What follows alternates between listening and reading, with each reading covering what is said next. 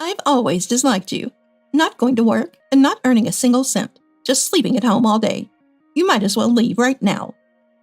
Miranda, my mother-in-law, yells, brandishing a kitchen knife at me. I fear she might actually kill me. My heart is pounding so hard, I can hear it. Why don't you say something? Miranda, still holding the knife, advances towards me. If I keep quiet, she might actually stab me. Oh, okay, I understand. Please lower the knife. I'm begging you. Miranda accuses me of not earning anything, but in reality, it's my husband Frank who hasn't brought in a single cent. I'll make her regret kicking me out. Rewinding to 2 years back. Back then, I lived in Frank's in-laws' house with him and Miranda, just the three of us. Karen, I'm really grateful you moved into my parents' home. Thank you, Frank said, expressing his gratitude. After father-in-law suddenly passed away from a stroke, we started living in the in-laws' house. If you guys don't mind, feel free to move in and use this place, Miranda suggested following my father-in-law's funeral. The in-laws' house is a bit larger than a typical house.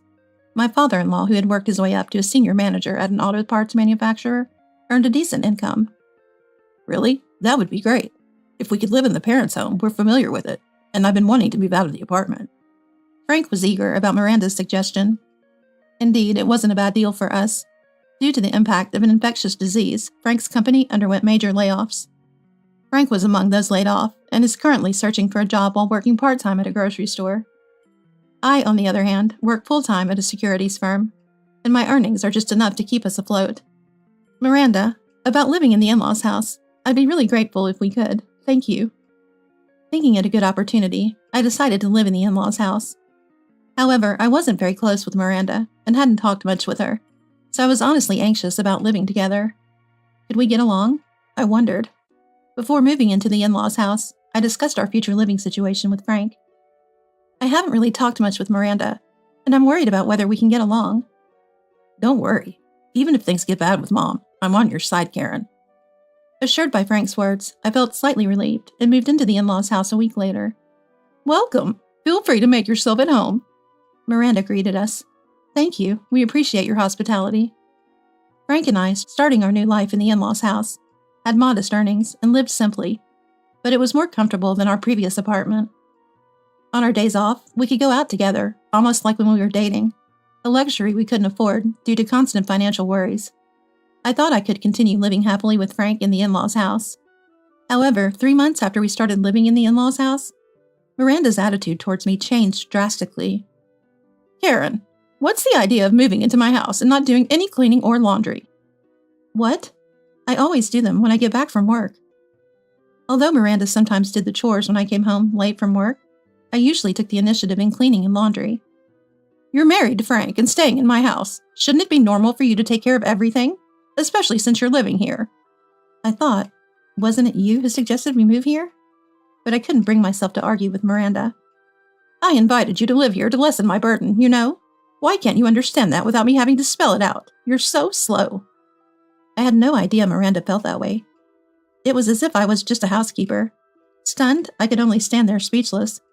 From then on, Miranda started harassing me daily. Hurry up and clean. I don't want to hear any excuses about being tired from work. She knew I was tired from work, yet still forced household chores on me. I wished she would help, instead of just waiting for me to do everything. Are the dishes done? Have you cleaned yet? You really can't do anything without me telling you. Maybe you're late from work because you're not competent enough. I haven't finished them yet. I'm sorry. You're so inefficient. Hurry up, or it'll be morning before you know it. Miranda would kick me as she said these things. Why do I have to endure this treatment? The daily harassment from Miranda continued, leaving me physically and mentally exhausted. This lifestyle persisted, and I eventually fell ill. Miranda, I'm sorry, but it seems I've caught a cold. Can you take care of the housework for me? What are you talking about? You can clean even if you have a cold, can't you? I have a high fever and can't move my body properly. Ugh, you're so useless. Figure it out, okay? I'm not doing it. Despite my high fever, Miranda insists on making me do the housework. I really need to lie down. That day, since Frank had the day off from his part-time job, I asked him to help with the chores. Could you take over the housework until I feel better? What? You want me to do the housework? You should do it. I'm busy too, you know. Busy with what?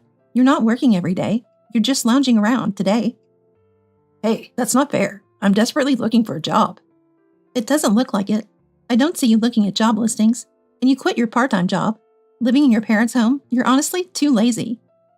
I vented my frustrations at Frank. Lately, I've been losing affection for him, who just lazes around every day. Anyway, I'm busy, so you do the cleaning and laundry. Frustrated with Frank's uncooperative attitude, I reluctantly agreed. Fine, I'll do it. It's so hard to even stand. Cleaning, which usually takes less than an hour, took me 2 hours due to my limited mobility. While doing laundry, I felt sick and vomited in the bathroom. Trying to take a break, I rested on the living room sofa. What are you lounging around for? You don't have time for that. Get moving. While saying this, Miranda hit me and forced me off the sofa. If I were in good health, I could have finished everything before she had a chance to complain. Despite my high fever and hazy consciousness, I somehow managed to complete all the household chores, including cleaning, laundry, and cooking. The next morning, I immediately noticed something was wrong with my body. I can't move. I'm in too much pain. The strain from yesterday didn't help my fever, and my joints were incredibly sore. I had to call off work again. I still have a fever. I'm sorry, but I need to take another day off. That's okay. Be careful with the infectious diseases going around. Get well soon and come back to work. My boss was considerate and kind. If only Miranda and Frank could be like my boss. Having secured another day off work, I was about to go back to sleep when suddenly, Karen, come here right now! Miranda yelled, calling for me abruptly. I wonder what she wants this time. Struggling to keep my balance, I made my way to the living room where Miranda was. What's wrong? I was just about to go to bed because I'm not feeling well. Why are you home at this time? Usually you would have gone to work by now. I noticed your car was still here and wondered what happened. Looking at the living room clock, it was 8:30 a.m. Indeed, by this time, I should have already been at work. Yes, that's true, but I think I overdid it with the housework yesterday, and my fever hasn't subsided, so I took another day off. What? Are you saying it's my fault? I'm not saying it's your fault, but if you had helped with the chores, maybe I could have rested and wouldn't need to take another day off. After saying this to Miranda, I went to the kitchen to drink some water as my throat was dry. Miranda followed me into the kitchen. Wait a minute. You should be earning money and contributing to the house. You know Frank is struggling without a job. Who do you think will earn the money? I realized that Miranda saw me as a convenient woman who earns money without complaint and can be treated like a housekeeper. I think that's why she invited us to the in-laws' house. Having lived a comfortable life off the earnings of my late father-in-law, who seemed to have hired housekeepers, Miranda couldn't lower her standard of living. But Miranda, with the infectious disease going around, it would be irresponsible to go to work in this condition. The moment I said that, Miranda grabbed a knife and yelled at me. Don't talk back. You're just a moocher, not going to work and just sleeping at home. If you're not going to earn a cent and not do any housework, then just get out of this house. Her eyes bloodshot, Miranda thrust the knife towards me. I realized I might actually be killed if I didn't leave right now. My heart raced, but I was frozen in shock and couldn't move. Say something, will you? Paralyzed with fear, I finally mustered the courage to tell Miranda that I would leave. Oh, okay, I understand. Please lower the knife, I'll leave. Then leave now. Miranda, still holding the knife, yelled even louder. At that moment, Frank, hearing the commotion, came into the living room. Seeing Miranda pointing the knife at me, he panicked and intervened. What the heck are you doing? Put that dangerous thing away now. Frank scolded Miranda and made her lower the knife. This was my chance. While Miranda was distracted by Frank, I seized the opportunity to flee the in-laws' house and headed for my parents' home. Miranda kept saying I didn't earn anything, but in reality, it was Frank who wasn't earning. I'll make her regret kicking me out. The parents' home and the in-laws' house are about an hour's drive apart. As I drove, I regained my composure and was filled with anger towards Miranda. Pointing a knife at someone is unforgivable, no matter the circumstance. With these thoughts, I stopped my car in a grocery store parking lot, about 5 minutes away from the in-laws' house, and called the police to report that Miranda had threatened me with a knife.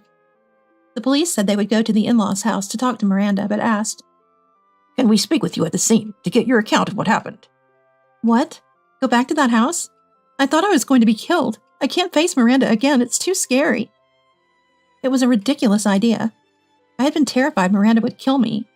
I refused to go back to the in-laws' house and explain the situation over the phone, including the past incidents of assault. Understood. We'll speak with Miranda about it. After speaking with the police, I drove for about an hour to my parents' home. I explained everything to my parents and decided to stay there for a while. Feeling unwell and unable to do anything, I finally had a good night's sleep in my parents' home for the first time in a while. The next day, feeling much better, I managed to go to work, but throughout the day, I received several missed calls from Miranda and Frank. I ignored them during work, but the calls kept coming even after I got home. Reluctantly, I answered the phone. Yes, what is it? What do you mean, what is it? How could you just leave like that? You abandoned Frank, and I heard you reported me to the police. You're the one who told me to leave, threatening me with a knife. If Frank hadn't stopped you, I thought you were going to kill me. Of course I reported it. I wouldn't really kill you. I didn't think you'd actually leave. Come back home right now. I'm not coming back to that house ever again. Frank doesn't even try to work, and I'm considering divorce. I said that and hung up the phone. Within 5 minutes, Frank called. I didn't want anything to do with Frank or Miranda anymore, but I answered the call. What do you want? Mom told me you're thinking about divorce. Isn't that too sudden? It might be sudden, but you never seem to try to find a job. I can't stay with someone like that. I am trying to find a job. If you were really trying, you could have asked for more shifts at your part-time job to help with our finances. I was trying to work hard too. What do you know? You don't understand how the layoff affected me? Fine, if that's how you feel, I'll give you a divorce. Frank said that and abruptly hung up the phone. I never wanted to say such things to Frank. But he wouldn't look for work, and he did nothing to defend me from Miranda's harassment, even though he knew it was happening. I moved to the in-laws' house because Frank had promised. If anything happens, I'll be on your side. That's what I had thought. 2 days later, as he had said on the phone, Frank sent the divorce papers and my belongings that I had left at the in-laws' house to my parents' home. Why did I even marry such a person? We used to love each other, but now I feel nothing for him. Let Miranda, who chased me out, and Frank live happily ever after, and regret chasing me away. The next morning, now divorced and alone, I enjoyed some personal time at my parents' home, for the first time in a while, thinking about Frank and Miranda. That's when it happened. Hello, this is the police. Following your report, Miranda admitted to brandishing a knife. She has been arrested for threatening behavior and wants to settle, but what do you want to do? Really? No way I'm settling. Please tell her I absolutely refuse any settlement. I was elated when the police called to say Miranda had been arrested. There was no way I was going to settle with someone who had exploited and tried to kill me. Hearing Miranda had been caught, I clenched my fist in triumph, proudly telling the police that I would not settle. Let Miranda regret her actions in prison. After about 30 days in detention, Miranda was sentenced to 2 years in prison. I thought this would teach her a lesson. That's what I thought. But a month after divorcing Frank, he suddenly showed up at my parents' home. Just when I thought things had settled down with Miranda, now Frank. Long time no see. Have you been well? Frank stood at the door when I answered the bell, showing no signs of remorse. What do you want? Please leave. At that moment, my parents were out, and I was the only one at home. Startled by his sudden visit, I knew I had no business with him anymore. I said things in the heat of the moment about divorce, but I want you back, please. Frank was pleading for reconciliation, but it was too late. I have no intention of coming back. Besides, we're already divorced. Please don't say that. Can't you come back? In the end, Frank begged me to return to the in-laws' house crying. Concerned about being watched by the neighbors, I let Frank inside to talk. So, as I asked earlier, why did you just show up out of the blue? I don't have anything to do with you anymore, and your sudden visit is troubling. Actually, Frank started to speak slowly in response to my question. Since you left, I've had no income and can't sustain a living. That's why I was wondering if you could come back. How much more useless can this man be? He agreed to the divorce, and now he's asking me to return because he has no money? That's too convenient. Why don't you just work hard yourself instead of expecting me to come back? Well, that's true, but I haven't found a job yet. I'm really trying. I think I'll find something soon. Please. There's no way I'd return to the in-laws' house after all this. Frank, do you really expect me to believe that now?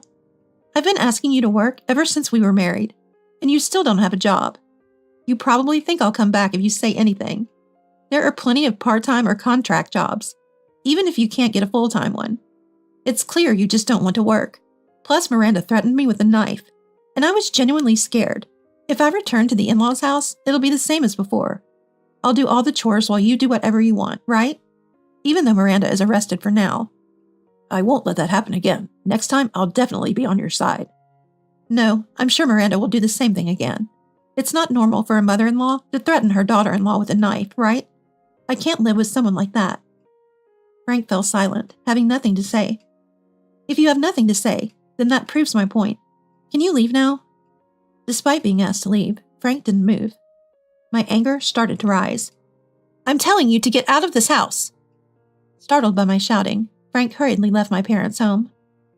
Although he left quietly that day, he began showing up at my parents' home every week, begging me to come back, regardless of whether my parents were home or not.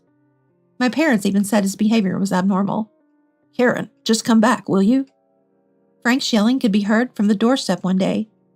Again, he shows up without learning his lesson. It's a nuisance to the neighbors, and I wish he would just give up.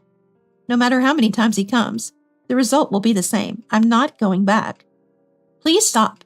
It's bothersome when you show up unannounced like this. A phone call or a message would be more appropriate. But a call or a message wouldn't convey our feelings, right? There's meaning in meeting face to face and saying it directly. Despite my protests, Frank only insisted on me coming back. It was clear he didn't want to work anymore and was only after my earnings. So you say you're just after my money, aren't you? I don't want to see you anymore, so don't come here. If you come again, I'll call the police. I threatened to call the police to make him leave, but knowing Frank, he might keep coming back to my parents' home. Thankfully, Frank didn't show up at my parents' home for a while after that. It seemed he finally gave up. I was on the verge of losing my temper with Frank, who had become almost like a stalker. Just when I thought I was free from Frank, he called me a week after I moved. So you really have no intention of coming back? How many times do I have to tell you? It's annoying. Fine, then I'll kill you and myself. Why should I be killed by him? I haven't done anything wrong. Finally, I exploded with all the pent-up emotions and anger. Why should I be killed by you? Bring it on. A worthless man like you, who doesn't work and relies on a woman's income, can't kill anyone. No, I wasn't serious. Don't say such things in the first place. I've been putting up with you, but you're an awful man. If you want to die, do it alone. Don't drag me into it anymore. I said this forcefully over the phone. Okay, I won't say that anymore. It's too late. I'm reporting to the police that you threatened to kill me. I hung up the phone, thinking that would make Frank behave. As I told him, I reported to the police that Frank had threatened me. My ex-husband said he would kill me. Is that so? Where is this ex-husband of yours? I think he's at the in-laws' house. We need to hear more about this. Could you come to the station? At the police station, I explained the situation. Even after our divorce, he's been showing up at my house every week. I told him we're divorced and I don't need him to come anymore. Then one day, he called, demanding reconciliation, and when I refused, he threatened to kill me. Would you like us to arrest your husband if his statement matches yours? The police asked me. Yes, I would prefer that. He's been acting like a stalker, and I honestly want him arrested as soon as possible. After telling the police this, I left the station. That night, I received a call that Frank had been arrested. Is this Karen's phone? Yes, what happened? We have confirmed from Frank, your ex-husband, that he did indeed say he would kill you. He hasn't harmed you, but considering your fear, we've arrested him. Finally, I would no longer be harassed by Frank and Miranda. I was so relieved that I danced on the spot when I received the call from the police. Really? Thank you. Now I can finally relax. After hanging up, I felt glad that I had never given in to Frank and Miranda. I shuddered to think what might have happened if I had returned to the in-laws' house. They were people who could threaten with a knife and uttered death threats. Eventually, both were arrested, bringing me peace of mind. Frank always relying on my earnings without working, and Miranda constantly harassing me with household chores, had dug their own graves. If Frank is charged with threats, he might face 2 years in prison just like Miranda. They should reflect on their actions in jail. Later, Frank was indeed convicted for his threats and sentenced to jail, joining Miranda for a 2-year sentence. This brought me a sense of calm. However, there's a chance they might come to my house or my parents' home after being released. Considering this, I decided to move with my parents. Dad, Mom, if we stay here, they might come back. Should we move? Yes, it's a shame to leave our home, but your safety is more important. Let's move. Dad said that our lives are more important than clinging to our parents' home and decided to move. This way, even if they get released, nobody will be living in my parents' home anymore, and they won't know where we've moved to, so we'll be safe. 2 years later, when Miranda and Frank were due for release, they hadn't come to my new place. I had changed my phone number and email address so they couldn't contact me. During that time, about a year after Frank went to jail, I remarried a man I met through work. He's 2 years older than me, hardworking, kind, and feels like too good of a person for me.